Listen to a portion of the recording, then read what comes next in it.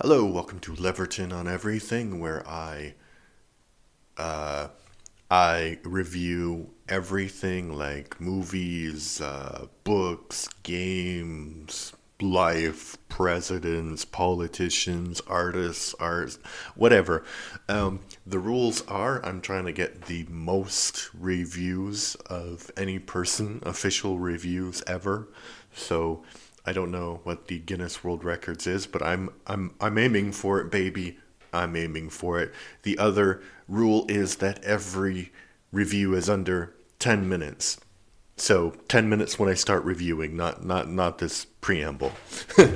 Okay, so last night I watched Uncle Buck, and it was a crazy thing starring John Candy, Kathleen Turner, I think that's her name, Kathleen Turner, and Macaulay Culkin. Macaulay Culkin, one reflection, best child actor of all time. Like usually child actors, they don't know what they're doing, but there's three like classic Macaulay Culkin movies. This one, Home Alone 1 and Home Alone 2, and he doesn't really steal the show so much in this one because the movie is about Uncle Buck's relationship with his niece Tia, and it's quite unhinged. So John Candy's plays Uncle Buck. You probably remember it for two scenes. One where he's making these gigantic pancakes with a shovel for one of the kids' birthdays, and the other one when he's having a scene with Macaulay Culkin where Macaulay Culkin is interrogating him because he doesn't really know his uncle very well. Um, yeah, so the things that are great about the movie is it's unhinged, right? Like Uncle Buck is a bit of a psychopath when it comes to protecting his family, who he doesn't really know that well because his brother is a little bit ashamed of him. And the thing I like also is that Buck, while he's a failure in life, is not presented as being a failure as guardian or somebody who's responsible. He can't really figure out how a washing machine works, but apart from that, and he was doing his laundry in the microwave. I mean, I think microwaves were tougher back then because I think if I tried to do my laundry in the microwave, it would not work. Although I don't have a microwave, I have an oven. But I did have a microwave, and I don't think it would work in a microwave, modern microwaves.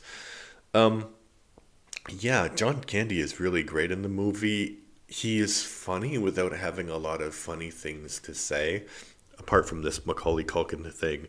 There's also another funny thing where he's like, it was less funny because I had the subtitles on, but he's having a conversation with his girlfriend, and his girlfriend is mad. So he's like, "Yeah, but what? And so I can see all this what he's saying in the subtitles. But yeah, that was a funny bit too. But like the yeah, John Candy was great at being funny without saying funny things, if you know what I mean. Like funny without telling a joke, right? Because if he could have gone, because he says some really kind of chaotic and psychopathic things to Tia's boyfriend, so he could have gone in a really dark way, but the his line readings are just so funny.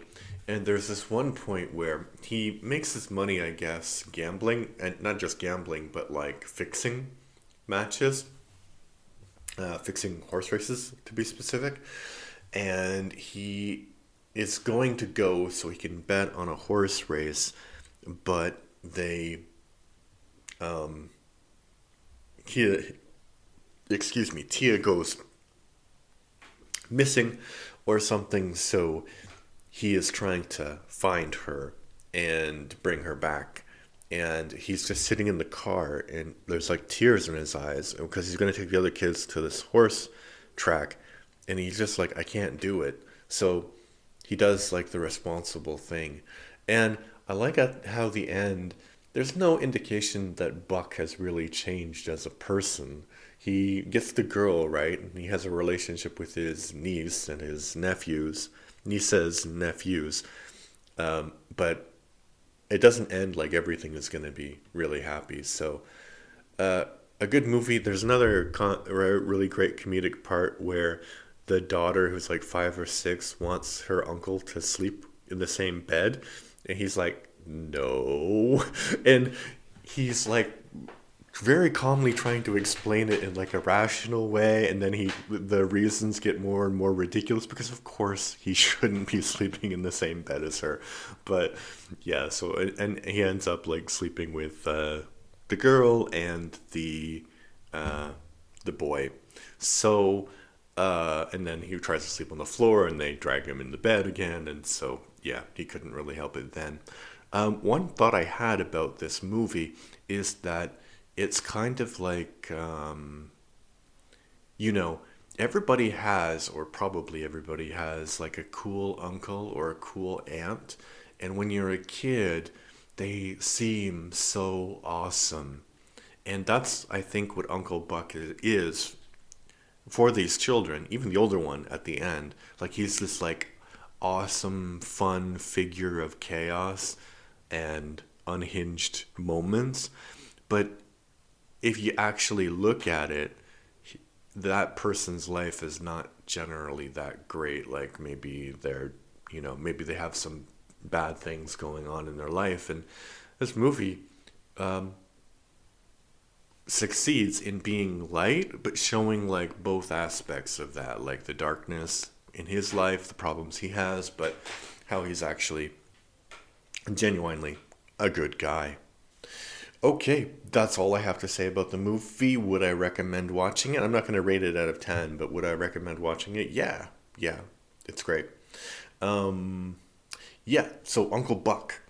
Now, a bit of a plug. My son has a podcast. Me and my son have a podcast, but it's his podcast named the Everything and More Etc. podcast, and we talk in much more details about everything. The first season is all about animated series, so our episodes are usually about an hour long. So if you want an in-depth discussion of animated series, first season is out. Be free to go there. Find it on all of the major podcasting networks like Spotify, YouTube Music, Amazon Music, things like that. All right, that's all. That's Leverton on everything. Uncle Buck, go see it. Listen to the other podcast. Bye.